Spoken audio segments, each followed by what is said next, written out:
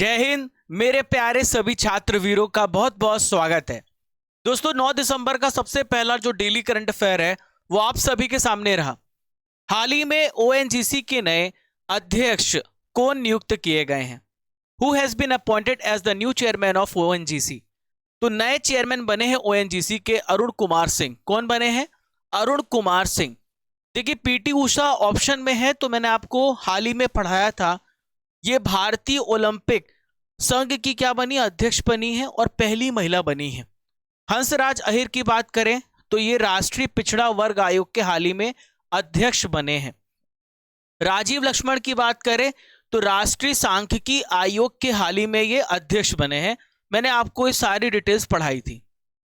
देखिए फ्रेंड्स, यहां पर अरुण कुमार सिंह की बात करें तो ये भारत पेट्रोलियम कॉर्पोरेशन लिमिटेड, जिसे हम बोलते बीपीसीएल, तो उसके ये एक्स चेयरमैन थे।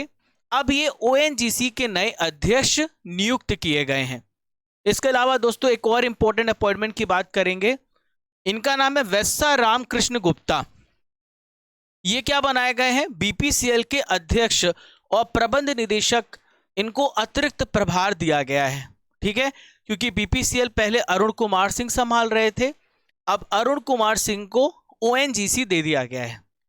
दोस्तों ओएनजीसी की बात आई है तो सबसे पहले तो आप ओएनजीसी का फुल फॉर्म जान लीजिए।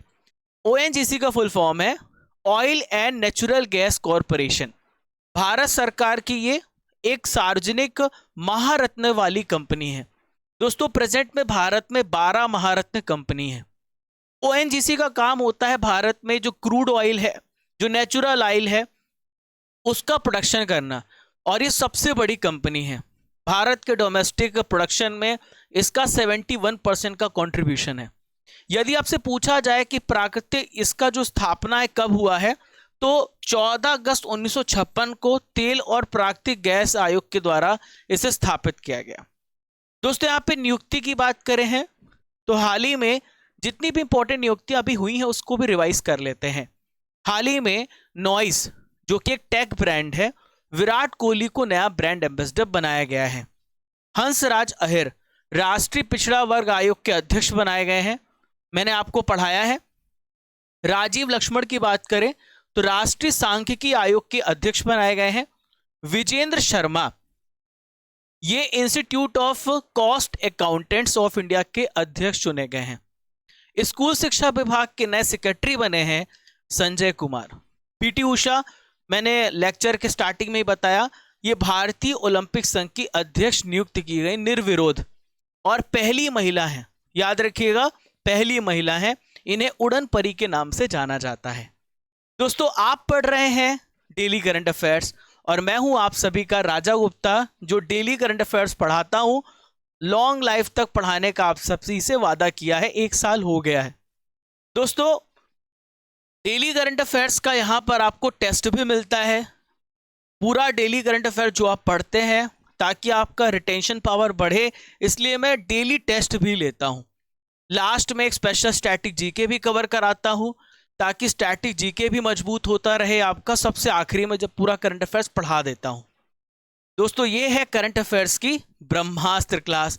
मात्र 25 से 30 मिनट की होती है। सबसे कम समय में सबसे ज्यादा कंटेंट देने का आपसे वादा है। दोस्तों नेताजी सुभाष चंद्र बोस कहते हैं, अगर आपको सफल होना है तो आपको अकेले चलना होगा। लोग तो तब आपके साथ आएंगे जब आप सफल हो जाते हैं। गौर कीजिएगा, आप अगर अभी असफल हैं, असफल का मतलब किसी पोजीशन में नहीं, असफल कोई होता नहीं है, सब सफल है अपनी जिंदगी में। तुलना किसी और से करोगे तो असफल सफल आपको होगा। गाड़ी चलाने वाला असफल मानता है जो बाइक चलाता है। अगर किसी के पास कार है तो अपने आप को असफल मानता है कि मेरे पास कार होनी चाहिए। तो फ्रेंड्स कंपैरिजन करोगे तो उसमें सफलता तय होती है, लेकिन जो लक्ष्य आपने बनाया है उसको पूरा कीजिए और होगा, बस मेहनत करते रहो। आइए क्वेश्चन नंबर 2 को देखते हैं। बहुत ही अच्छा प्रश्न है। हाल ही में डीना बोलुआर्टे ये किस देश की पहली महिला राष्ट्रपति बनी है? तो डीना बोलुआर्टे पेरू की प्रेसिडेंट बनी है। हाल ही में पहली महिला राष्ट्रपति बनी है डीना बोलुआर्टे। दोस्तों पेरू के राष्ट्रपति हैं, इनका नाम है पेड्रो कैस्टिलो। इनको इम्पीचमेंट के जरिए पद से हटाया गया है और उनकी जगह उपराष्ट्रपति टीना बुलुआर्टे के रूप में देश की पहली महिला राष्ट्रपति बनाया गया है। दोस्तों, भारत में भी इम्पीचमेंट की प्रोविजन है। आर्टिकल नंबर 61 में भारत में इम्पीचमेंट के द्वारा, महाभियोग के द्वारा भारत के राष्ट्रपति को हटाया जा सकता है। हालांकि आज तक भारत के इतिहास में कभी भी किसी राष्ट्रपति को महाभियोग के द्वारा नहीं हटाया गया है। टीना बुलुआर्टे की बात करेंगे साथियों, तो जुलाई 2026 तक ये इस पोजीशन पर रहेंगे। देखिए, कैस्टिलो पर क्या आरोप लगाया गया था? ऐसा आरोप लगाया गया था कि संसद को भंग कर रहे हैं, जिसके बाद से इनके ऊपर महाभियोग लगाया गया। पेरू की बात कर लेते हैं। तो प्यारे साथियों, ये पेरू है। यहां पर देखिए आप, ये पेरू आप देख पा रहे हैं। ये ब्राजील है। यहां पर देखिए कौन सा कंट्री है, ये ब्राजील है। तो ब्राजील, यहां पर देखिए, यहां दो ऐसे देश है, एक इक्वाडोर है, एक चिली है, जो ब्राजील के साथ सीमा नहीं लगाता, वरना ब्राजील के साथ साउथ अमेरिका के सभी देश सीमा छूते हैं। देखिए, पेरू की बात करें तो पेरू की कैपिटल लीमा है। यहाँ की ऑफिशियल लैंग्वेज है स्पेनिश। पेरू सोल यहाँ की करेंसी है। पेरू जो है दक्षिण अमेरिका महाद्वीप में स्थित एक देश है। यहाँ पर एक बहुत बड़ी पर्वतमाला है, दुनिया की सबसे लंबी पर्वतमाला है। प्यारे साथियों, इसे बोलते हैं एंडीज पर्वतमाला। 7200 किलोमीटर की है, बहुत लंबी पर्वतमाला है, लगभग पूरे महाद्वीप में फैली हुई है। ये ऊपर आप Venezuela, Colombia, Ecuador, Guyana, French Guiana, यहाँ देखिए चिली है, बोलीविया, पैराग्वे, उरुग्वे, अर्जेंटीना, ये सारे देश हैं साउथ अमेरिका के। दोस्तों, अब हम आगे बढ़ेंगे। दोस्तों, यहाँ पर 7 दिसंबर का रिजल्ट मेरे पास आ गया है। 6, 5 और 4 दिसंबर के कल आपको रिजल्ट मिल जाएंगे। राज वाल्मीकि, कॉन्ग्रेचुलेशन, आप टॉपर हैं। अजय गौतम, धीरज गणेशीपुर, कुलदीप सिवाला, लोकेश मीना। दोस्तों, आप सभी ने बहुत अच्छा किया है और जो पीछे रह गए हैं तो कल आपको फिर मौका मिलेगा। डेली करंट अफेयर्स का डेली टेस्ट होता है, लगभग सभी विषयों का टेस्ट होता है हमारे क्रेजी जीके ट्रिक एप्लीकेशन पर। वहां पर आपको वीडियो मिलेगा, वहां पे आपको पीडीएफ मिलेगा, वहां पे आपको क्विज मिलेगा। आपको करना क्या है, प्ले स्टोर से क्रेजी जीके ट्रिक सर्च करके डाउनलोड करना है। सबसे पहला इंटरफेस ऐसा ही खुलेगा और आप टेस्ट दे सकते हो। चलिए क्वेश्चन नंबर 3 को देखते हैं। अच्छा प्रश्न है। हाल ही में टाइम मैगजीन के 2022 पर्सन ऑफ द ईयर किसे चुना गया है? बहुत अच्छा प्रश्न है और मैं प्रशंसा करूंगा कि टाइम मैगजीन ने बहुत अच्छे व्यक्ति को चुना है। ये है वोलोडिमिर जेलेंस्की और दूसरा है द स्पिरिट ऑफ यूक्रेन। यहां पर जो वर्ड है, यहां पे जो सेंटेंस है द स्पिरिट ऑफ यूक्रेन, ये यूक्रेन के सभी नागरिकों के लिए यूज किया गया है। तो सलाम है यूक्रेन को, सलाम है जेलेंस्की को कि आप रूस के तरफ इतनी मजबूती से आप खड़े रहे और युद्ध को रोकने के प्रयास करते रहे। तो शांति हो जाए दो देशों के बीच में, मैं भी यही सोचता हूं, पूरी दुनिया यही सोचती है, वरना पूरी दुनिया में अस्थिरता आ जाएगी। तो अमेरिकी पत्रिका है टाइम्स। पिछले साल मैंने आपको करंट अफेयर्स में बताया था 2021 में time person of the year Elon Musk थे। इस साल यूक्रेन के प्रेसिडेंट जेलेंस्की हैं। द स्पिरिट ऑफ यूक्रेन को पर्सन ऑफ द ईयर बनाया गया है। ठीक है फ्रेंड्स, यहां पर टाइम पत्रिका के जो संपादक हैं एडवर्ड फेल्सेंथल, इन्होंने लिखा है द स्पिरिट ऑफ यूक्रेन दुनिया भर के यूक्रेनियों के लिए यूज किया गया है, जिन्होंने रूसी आक्रमण के खिलाफ पर्दे के पीछे अपने देश के लिए लड़े और संघर्ष किया। ठीक है फ्रेंड्स, अब यहां पर मैं आपको बता देता हूं, ईरान की महिलाओं को time heroes of the year घोषित किया गया, नॉमिनेट किया गया। फ्रेंड्स, यदि आपसे पूछा जाए कि भारत की तरफ से कौन सबसे पहले भारतीय थे जिन्हें time person of the year बनाया गया, तो एकमात्र भारतीय थे हमारे महात्मा गांधी जी। ठीक है, 1930 में यह सम्मान दिया गया और यह परंपरा 1927 से चली आ रही है। एडोल्फ हिटलर को भी time person of the year में रखा गया था। क्वेश्चन नंबर 4 आ गया है, हाल ही में अंतरराष्ट्रीय नागरिक उड्डयन दिवस कब मनाया गया? तो हर साल नागरिक उड्डयन दिवस 7 दिसंबर को मनाया जाता है और 7 दिसंबर को ही सशस्त्र सेना झंडा दिवस मनाया जाता है। मैंने आपको कल पढ़ाया था। 5 दिसंबर को मनाया जाता है विश्व मृदा दिवस यानी वर्ल्ड सॉइल डे मनाया जाता है और 4 दिसंबर को मनाया जाता है नौसेना दिवस। 6 दिसंबर को क्या मनाया जाता है? महापरिनिर्वाण दिवस। दोस्तों ये दिन क्यों मनाया जाता है? तो सिविल एविएशन यानी नागरिक उड्डयन के महत्व और दुनिया भर में इसके योगदान के लिए मनाया जाता है। पहली बार 7 दिसंबर 1994 को पहला नागरिक उड्डयन दिवस मनाया गया शिकागो सम्मेलन की 50वीं वर्षगांठ के दौरान। फ्रेंड्स 2019 में ICAO जो कि एक अंतर्राष्ट्रीय संगठन है, इसने फैसला किया है कि जो इसका विषय होगा वो होगा वैश्विक विमानन विकास के लिए नवाचार को आगे बढ़ाना। दोस्तों यहां पर हमने बात की है अंतरराष्ट्रीय नागरिक उड्डयन संगठन की यानी इंटरनेशनल सिविल एविएशन ऑर्गेनाइजेशन की। तो इसका हेडक्वार्टर मॉन्ट्रियल कनाडा में है। प्रेजेंट में इसके महासचिव हैं सालाजार, ठीक है, पूरा नाम है इनका जुआन कार्लोस सालाजार, ठीक है। चलिए अभी हाल ही में नाबार्ड के नए अध्यक्ष बनाए गए, इनका नाम क्या है? तो नाबार्ड के नए अध्यक्ष बनाए गए, इनका नाम है साजी केवी। कौन है? साजी केवी। देखिए ये क्वेश्चन MPPSC में पूछा गया है, SSC में पूछा गया है, लगभग भारत के सभी एग्जाम में नाबार्ड का फुल फॉर्म पूछा गया है। तो इसका फुल फॉर्म है national bank for agriculture and rural development, ठीक है।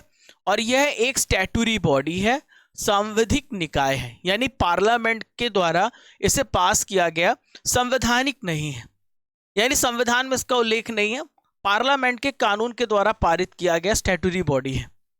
आपसे पूछा जा सकता है कि इसकी स्थापना कब हुई है?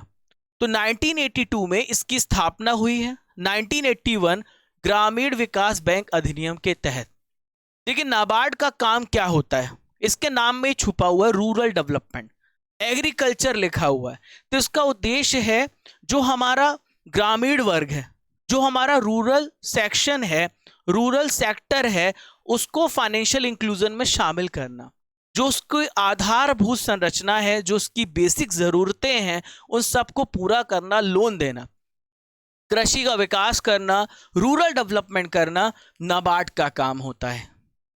फ्रेंड्स आप सभी ने कमेंट बॉक्स पे लिखा था GI टैग बता दीजिए, तो नॉलेज फैक्ट्री में आज हम GI टैग को कवर कर रहे हैं आप सभी के लिए, ठीक है।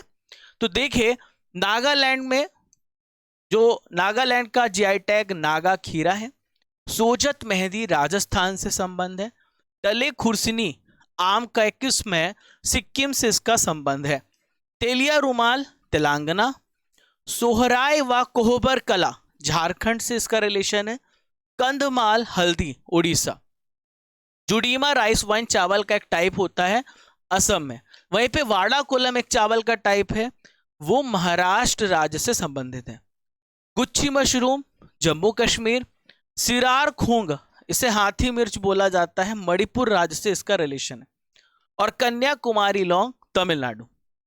चलिए अगला प्रश्न देखते हैं। हाल ही में फोर्ब्स ने दुनिया की 100 सबसे शक्तिशाली महिलाओं की सूची जारी की, इसमें किसे शामिल किया गया है? तो फोर्ब्स की 100 सबसे शक्तिशाली सूची में भारत की तरफ से भारत की वित्त मंत्री निर्मला सीतारमण जी को शामिल किया गया है। ये 36th प्लेस पर है। भारत की 6 ऐसी वीमेंस हैं जिन्हें शामिल किया गया है, रोशनी नादर मल्होत्रा, माधवीपुरी बुच जो कि सेबी के अध्यक्ष हैं, सोमा मंडल, मजूमदार शाह और फाल्गुनी संजय नायर। देखिए ये तो भारत की बात हो गई। यदि आपसे पूछा जाए कि विश्व की 3 सबसे शक्तिशाली महिला कौन है, तो पहले हैं उर्सुला वॉन डेर लेन। कौन है ये? तो ये यूरोपियन यूनियन की अध्यक्ष हैं। इन्होंने कोविड संकट के दौरान रूस यूक्रेन युद्ध में इन्होंने ये बहुत सारा जो प्रॉब्लम आया है उसको निपटने में एक इंपॉर्टेंट रोल निभाया है। वहीं पे क्रिस्टियन लगार्ड जो कि यूरोपियन सेंट्रल बैंक के अध्यक्ष हैं, दूसरे स्थान पर है। अमेरिका की वाइस प्रेसिडेंट, इनका नाम है कमला हैरिस, जो कि भारतीय मूल की हैं, ये थर्ड प्लेस पर हैं। चलिए, विश्व भारोत्तोलन चैंपियनशिप 2022 में मीराबाई चानू ने कौन सा मेडल जीता है? Which medal has been won by Mirabai Chanu in the world weightlifting championship 2022? तो she has won silver medal in that championship. तो सिल्वर मेडल इन्होंने जीता है। देखिए, इसका आयोजन कहां पर हुआ है? विश्व भारोत्तोलन चैंपियनशिप का तो कोलंबिया में हुआ है। कोलंबिया में कहां पर हुआ है? बोगोटा में हुआ है। 49 किलोग्राम वेट कैटेगरी में सिल्वर मेडल जीता है और यह मेडल जीतने के बाद इन्हें टिकट मिल गया है 2024 के जो पेरिस ओलंपिक होने वाला है उसके लिए क्वालिफाई कर गई हैं। ठीक है दोस्तों, मीराबाई चानू की बात कर ले हम तो मीराबाई चानू का संबंध मणिपुर राज्य से है। इसके अलावा राष्ट्रमंडल खेलों में 2022 में गोल्ड मेडल, 2018 में गोल्ड मेडल, 2014 में रजत पदक। देखिए, अभी हाल ही का राष्ट्रमंडल खेल कहां पर हुआ था? बर्मिंघम में, आपको याद होगा, इंग्लैंड में हुआ है। ओलंपिक खेल में 2020 में भारत की तरफ से रजत पदक भी मिला है। मेजर ध्यानचंद खेल रत्न अवार्ड 2018 में और पद्मश्री 2018 में। दोस्तों, इस साल का मेजर ध्यानचंद खेल रत्न पुरस्कार किसे मिला है? शरद कमल जी को मिला है। अचंत शरद कमल केवल एक व्यक्ति को मिला है। हाल ही में दिल्ली नगर निगम में पहली ट्रांसजेंडर सदस्य कौन चुनी गई? तो सबसे पहली ट्रांसजेंडर सदस्य बॉबी किन्नर चुनी गई हैं। बॉबी किन्नर, ठीक है दोस्तों, इन्होंने सुल्तानपुरी से लड़ाई की, सुल्तानपुरी से इलेक्शन लड़ा। बॉबी किन्नर, इन्हें बॉबी डार्लिंग के नाम से जाना जाता है, सुल्तानपुरी ए से जीतने के बाद एमसीडी की पहली ट्रांसजेंडर यानी दिल्ली नगर निगम की सबसे पहली ट्रांसजेंडर होंगी है। ठीक है, देखिए, बॉबी की बात करें तो ट्रांसजेंडर कम्युनिटी ने पहले ट्रांसजेंडर कम्युनिटी में आई और वेडिंग डांसर बनी। दोस्तों, हमें सम्मान करना चाहिए इन सभी का, क्योंकि मैंने कई जगहों पर देखा है इनका तिरस्कार किया जाता है। They are the part of our society and we should respect them. ठीक है, हमें उनका सम्मान करना चाहिए। This is due to natural, मतलब नेचर की वजह से कुछ चेंजेस आते हैं शरीर में और उसकी वजह से हम किसी के साथ भेदभाव नहीं कर सकते। चलिए, ऑक्सफोर्ड डिक्शनरीज ने किसे वर्ड ऑफ द ईयर घोषित किया है? तो अभी ऑक्सफोर्ड डिक्शनरी ने गॉब्लिन मोड, इसे वर्ड ऑफ द ईयर हाल ही में घोषित किया है। गॉब्लिन मोड पहली बार 2009 में ट्विटर पर देखा गया था और 2022 में यह फेमस हो गया। क्या मतलब होता है गॉब्लिन मोड? ठीक है, तो गॉब्लिन मोड एक प्रकार का व्यवहार है जिसमें व्यक्ति जो है बिना किसी अफसोस के आलसी रहता है, मैला रहता है, लालची रहता है। एक नेगेटिव वर्ड है ये गॉब्लिन मोड। ठीक है, अभी मैंने आपको करंट अफेयर्स में एक इंपॉर्टेंट वर्ड बताया था जो कि मैरियम वेबस्टर ने जारी किया, इसे बोलते हैं गैस लाइटिंग। ठीक है, चलिए, आज का आखिरी प्रश्न है, दुनिया में सबसे बड़ी पवन सौर हाइब्रिड बिजली उत्पादक कंपनी कौन बनी है? तो सबसे ये कंपनी बनी अडानी ग्रीन। अडानी ग्रीन जो है ये कंपनी बनी है। देखिए, राजस्थान के जैसलमेर में आपको 450 मेगावाट का विंड सोलर मतलब समझ रहे हैं, ऐसा प्लांट जो विंड से भी एनर्जी प्रोड्यूस करेगा और दूसरा सोलर एनर्जी बोल रहा हूं, पवन मतलब होता है विंड एनर्जी, सौर मतलब सोलर, तो दोनों को कंबाइन करें तो हाइब्रिड हो गया। तो पवन एनर्जी जो है ये भी नॉन कन्वेंशनल है, विंड एनर्जी, और सौर यानी सोलर एनर्जी भी नॉन कन्वेंशनल है। दोनों पर्यावरण को कोई भी प्रदूषण नहीं पहुंचाते हैं और आने वाला जो भविष्य है इन्हीं का है। तो दुनिया की सबसे बड़ी हाइब्रिड पावर कंपनी बन गई है और ये कंपनी है अदानी की। दोस्तों, अदानी ग्रीन एनर्जी लिमिटेड की बात करें तो भारत की सबसे बड़ी रिन्यूएबल एनर्जी कंपनी है। नवीकरणीय मतलब होता है रिन्यूएबल एनर्जी। ऐसी कंपनी जो कि फ्यूचर के ईंधनों पर काम करती है, ठीक है, जो पर्यावरण को प्रदूषण नहीं पहुंचाती और जो कभी खत्म नहीं हो सकती। देखिए, विंड एनर्जी कभी नहीं खत्म हो सकती, सोलर एनर्जी कभी नहीं खत्म हो सकती, कोयला खत्म हो जाएगा, petrol diesel, they all are the non conventional source of energy. और 2015 में कंपनी को स्थापित किया गया था। चलिए, करंट अफेयर्स की रसमलाई आ गई। भारतीय मूल की सुएला ब्रेवरमैन किस देश की गृह मंत्री बनी है? तो याद रखना, ब्रिटेन की हैं, भारतीय मूल की हैं ये भी। किस राज्य के खाद्य एवं नागरिक आपूर्ति और वन मंत्री उमेश कट्टी का निधन हो गया है? तो ये इनका संबंध किस राज्य से था? कर्नाटक राज्य। किस राज्य या केंद्र शासित प्रदेश ने 1 जनवरी 2023 तक पटाखों पर प्रतिबंध लगाया है? तो दिल्ली में बहुत ज्यादा प्रदूषण है। अनिष्का बियानी ने मलेशिया शतरंज प्रतियोगिता में कौन सा मेडल जीता है? गोल्ड मेडल जीता है। बीसीसीआई की अंतरराष्ट्रीय और घरेलू मैचों के लिए टाइटल स्पॉन्सरशिप का अधिकार किसे प्राप्त हुआ है? मास्टर कार्ड को प्राप्त हुआ है, ठीक है। चलिए, अब आपका टेस्ट होने वाला है, जो भी आपने अभी तक पढ़ा है, चलिए तैयार हो जाइए, 10 में 10 लाना है। हंसराज अहिर किस आयोग के अध्यक्ष? राष्ट्रीय पिछड़ा वर्ग आयोग। लीमा किस देश की कैपिटल है? Lima is the capital of Peru. Time person of the year बनने वाले एकमात्र भारतीय कौन है? महात्मा गांधी जी, राष्ट्रपिता। अंतरराष्ट्रीय नागरिक उड्डयन संगठन का हेडक्वार्टर कहां पर है? कनाडा की मॉन्ट्रियल में है। नाबार्ड की स्थापना किस वर्ष हुई थी? 1982 में। वाडा कोलम चावल एक प्रकार का चावल है, किस राज्य का जीआई टैग है? महाराष्ट्र राज्य का। हाल ही में फोर्ब्स ने दुनिया की 100 सबसे शक्तिशाली महिलाओं की सूची जारी की। निर्मला सीतारमण जी का कौन सा नंबर है? 36।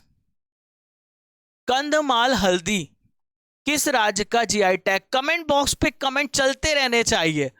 आपने देखा होगा बहुत सारे बच्चों के कमेंट्स में अब रिप्लाई कर रहा हूं, जो कहा है वो जरूर करूंगा। हो सकता है कभी कभी कोई प्रॉमिस धीरे धीरे पूरे हो, क्योंकि हम भी इंसान हैं, हमारे भाई एक सिस्टम है, साइकिल अब धीरे धीरे पूरी होगी। उड़ीसा। मीराबाई चानू का संबंध किस स्टेट से है? तो Mirabai Chanu belongs to Manipur state. Sojat mehndi GI tag मिला किस राज्य से संबंधित है? राजस्थान। दोस्तों 8 दिसंबर यहां पे सब है ना, 8 दिसंबर का रिवीजन करेंगे।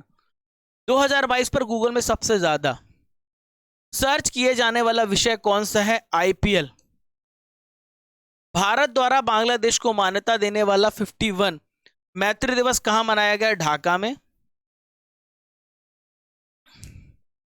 आरबीआई ने रेपो रेट में कितने बेसिस पॉइंट की बढ़ोतरी की? 35। फीफा विश्व कप ट्रॉफी का इनॉग्रेशन करने वाली पहली अभिनेत्री कौन बनेगी? तो यह है दीपिका पादुकोण। सशस्त्र सेना झंडा दिवस हर साल कब मनाया जाता है? 7 दिसंबर को।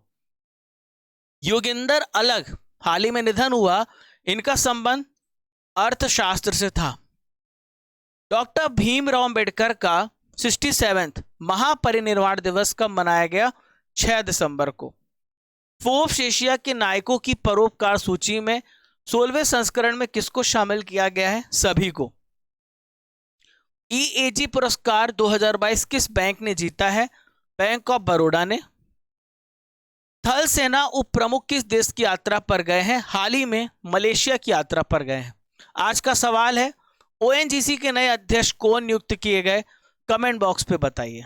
चलिए, स्टैटिक जीके का पिटारा खोल दिया आप सभी के लिए। आधुनिक भारत के महत्वपूर्ण प्रश्न, तैयार हो जाइए। चलिए शुरू करते हैं।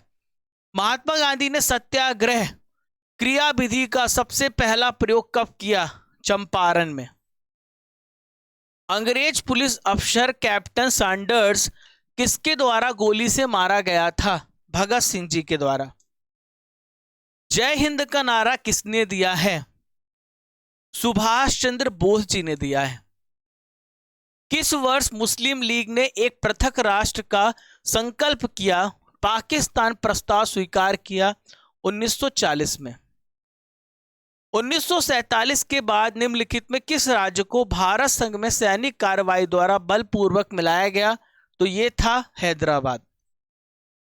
किसने कहा था तुम मुझे खून दो मैं तुम्हें आजादी दूंगा? तो हमारे सुभाष चंद्र बोस जी ने कहा था। देशबंधु की उपाधि किससे संबंधित है? तो CR दास जी, चित्तरंजन दास। ठीक है। कांग्रेस का 1929 का अधिवेशन था, इसमें पूर्ण स्वराज का लक्ष्य घोषित किया गया। कहां पर हुआ? लाहौर अधिवेशन कहलाता है। कांग्रेस ने भारत छोड़ो आंदोलन, क्विट इंडिया मूवमेंट का प्रस्ताव किस वर्ष पारित किया? 1942, 8 अगस्त। सुभाष चंद्र बोस ने सिंगापुर में दिल्ली चलो का नारा दिया कब? 1943 में। असहयोग आंदोलन 1920-22 को क्यों सस्पेंड करना पड़ा? तो चौरी चौरा हिंसक हो गया था घटना। 5 फरवरी 1922 को एक थाने को जलाया गया जिसमें बहुत सारे वहां पे पुलिसकर्मी मारे गए। 1919 में जलियांवाला बाग हत्याकांड कहां पर हुआ था? अमृतसर में हुआ था, 13 अप्रैल। नमक सत्याग्रह, जिसे साल्ट सत्याग्रह कहा जाता है, दांडी मार्च बोला जाता है, कब स्टार्ट हुआ? 1930 में। गांधी इरविन समझौता जो कि 5 मार्च 1931 को हुआ, किससे संबंधित है? तो ये सविनय अवज्ञा आंदोलन, सिविल डिसोबीडियंस मूवमेंट से रिलेटेड है। स्वतंत्र भारत के पहले गवर्नर जनरल कौन थे? तो मेरा नाम आप याद रखिएगा, राजा गोपालाचारी। किस अधिनियम में पहली बार भारत के लिए संघीय संरचना, it mean to say that federal structure, पहली बार कब प्रस्तुत किया गया? 1935 एक्ट, 1935 का अधिनियम के द्वारा। तो कैसा लगा दोस्तों आप सभी को स्टैटिक जीके का पिटारा? अभी देखो 25 मिनट की क्लास तो मैं रखता हूं, ठीक है। आप लोगों से आज एक सजेशन लेना चाहता हूं। देखो 25 मिनट में तो करंट अफेयर्स खत्म कर देता हूं, वो तो स्टैटिक जीके का पिटारा 5 मिनट चलता है, इसलिए 30 मिनट हो जाता है। क्या मैं 5 मिनट और बढ़ा दूं? मतलब देखो करंट अफेयर जिनको पढ़ना वो तो पढ़ लें, उसके बाद स्टैटिक जीके का पिटारा का समय और बढ़ा दूं? कमेंट बॉक्स पे बताना, ठीक है। 35 मिनट तक कर दूं क्लास, आप बताना कल तक, ठीक है। कैसी लगी क्लास ये भी बताना। टेलीग्राम में PDF मिलता है, अगर कोई प्रॉब्लम होती है तो हम उसे सॉल्व करेंगे। टीम पीछे वर्क करती है, मैं देखता नहीं हूँ डेली, आपके कमेंट्स आते हैं तो मैं उन्हें रिपोर्ट करता हूँ। इसके अलावा दोस्तों क्रेजी जीके ट्रिक पर हमारे कुछ अमेजिंग कोर्सेस हैं, जैसे reasoning, polity, world geography, Indian geography, mathematics, Indian history, ये स्टार्ट हो गए हैं। राजा गुप्ता क्रेजी जीके ट्रिक, अगर आप PDF लेना चाहते हैं, अगर आप कुछ भी लेना चाहते हैं क्रेजी जीके ट्रिक पर, Raja Gupta crazy GK trick RGCGT, चूंकि आप मेरा क्लास देखते हैं इस वजह से आपको ये डिस्काउंट मेरी तरफ से है, आप यूज कीजिए, आपको मैक्सिमम डिस्काउंट मिलेगा। MP पटवारी का कोर्स भी हमने आपके लिए लॉन्च किया है, रूट एप्लीकेशन पर भी हमने कोर्स लॉन्च किया है। RGCGT कोड यहां भी यूज कर सकते हैं, आपको यहां पर भी मैक्सिमम डिस्काउंट मिलेगा। आप फॉलो करिए, हम आपको इंस्टाग्राम में भी मिलेंगे, हम आपको टेलीग्राम में मिलेंगे, फेसबुक में मिलेंगे, सभी जगह मिलेंगे। वहां पर रेगुलर अपडेट्स के लिए आप हमें फॉलो कर सकते हैं। सब्सक्राइब कर लीजिएगा, शेयर जरूर करना भाइयों, इतनी मेहनत कर रहा हूं आप लोगों के लिए और बहनों दोनों, ताकि आपकी जो करंट अफेयर्स की क्लास है, आपके राजा सर की क्लास है, वो और बड़ी फैमिली बनती जाए, ठीक है। चलिए फ्रेंड्स, मिलते हैं, तब तक के लिए जय हिंद, जय भारत, खुश रहिए, मुस्कुराते रहिए, जब तक तोड़ेंगे नहीं तब तक छोड़ेंगे नहीं।